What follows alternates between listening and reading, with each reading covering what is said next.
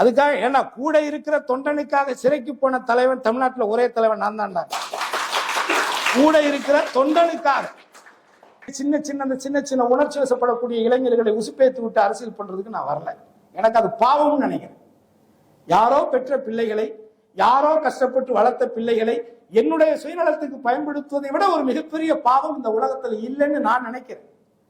அதையும் தாண்டி நான் ஒரு நடிகனாக இருக்கின்ற காரணத்தினால் நீங்க அதிகமா பார்த்து நான் சும்மா எல்லாம் பேட்டியே கொடுக்க மாட்டேன். எப்ப பேசணுமோ அப்ப பேசணும்.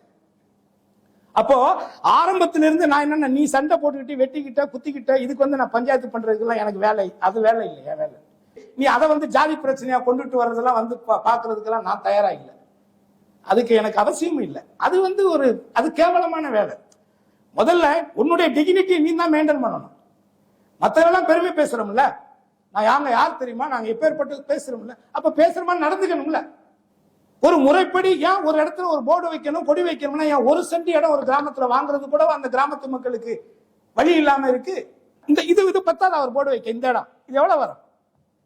இல்ல இது வாங்குறதுக்கு அண்ணா எங்க ஊர்ல நாங்க சொந்த பட்டாவில் ஒரு இடம், இந்த இடத்த வாங்கி நான் ஒரு கொடி ஏத்துன்னு நினைக்கிறேன், அதுக்கு ஏதாவது நீங்க டொனேஷன் கொடுக்குறோம்.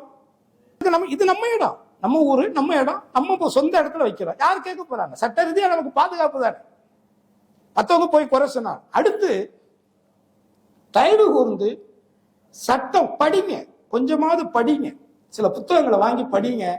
அரசியல் கத்துக்கணும்னு நினைச்சீங்கன்னா அரசியலை படிங்க, அரசியலை தெரிஞ்சுக்கங்க.